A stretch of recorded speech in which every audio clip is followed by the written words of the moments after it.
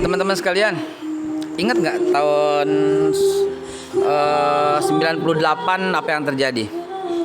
Tahun 98 diawali dengan ekonomi yang krisis, tapi berlanjut ke krisis yang sosial, lalu berlanjut juga dengan krisis yang politik, lalu chaos. Pengen lagi terjadi begitu?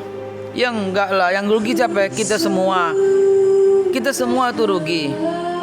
Teman-teman sekalian, hentikan itu semua. Demi Allah, pasti persaudaraan itu lebih indah. Demi Allah, pasti kompak itu lebih cakep.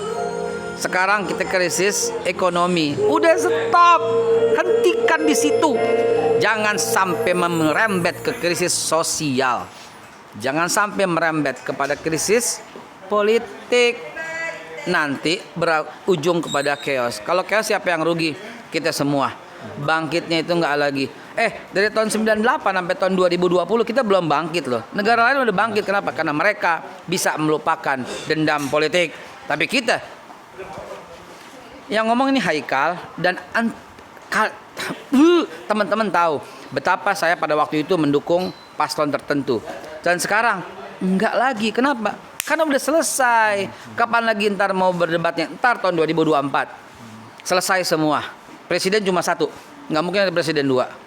Dan saya walaupun tidak memilih yang sekarang, tapi saya akan hormat, taat kepadanya.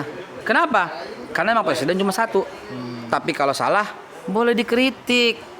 Yang dikritik, jangan marah. Pendukungnya, jangan kesel. Ini untuk perbaikan semua. Tapi pada kenyataannya ketika pemerintah mengeluarkan kebijakan-kebijakan selalu dikaitkan dengan masalah politik, dendam politik yang sudah ada. Bahkan sekarang muncul istilah-istilah yang sampai sekarang masih terus dipakai. Bahkan muncul tentang kadrun lah, kampret lah. Itu ternyata belum selesai.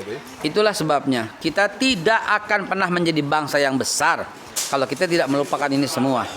Dari awal saya katakan, teman-teman sekalian, itu dilarang oleh Allah. Menyebut saudaramu dengan sebutan hewan. Ada kadal, gurun, ada kadrun, kodrun, kodok gurun, ada cebong, ada kampret. Nggak bisa apa? Sesuatu yang indah, sesuatu yang lucu, yang unyu-unyu. Teman-teman sekalian, lupakan semua itu. Kita akan terpuruk terus-menerus. Dan yang nikmatin siapa? Para pemilik modal yang bawa barang-barang bencana, barang-barang alam ini kita dibawa mereka semua.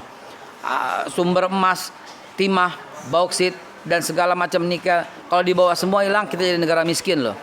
Gara-gara apa? Gara-gara kita nggak kompak lagi. Tapi apakah Babe memang melihat ini sebuah semacam konspirasi internasional untuk melemahkan Indonesia, menjajah dengan bentuk-bentuk penjajahan ekonomi atau apa begitu? Negara-negara kapitalis melihat Indonesia punya cadangan sumber daya alam yang nomor 4 terbesar di seluruh dunia. Ya. Dan kita terus dibodohi dengan cara seperti ini. Teman-teman, saudara sebangsa tanah air, lupakanlah. Permusuhan itu tidak akan mendatangkan keberuntungan. Permusuhan itu demi Allah pasti akan melemahkan kita. Dan persatuan akan menguatkan kita. Kalau kita sayang sama anak cucu kita, lupakan semua perbedaan itu. Bangun Indonesia baru yang lebih baik. Tingkatkan persaudaraan dan kerjasama. Mudah-mudahan itu lebih baik buat kita. Terima kasih Babe.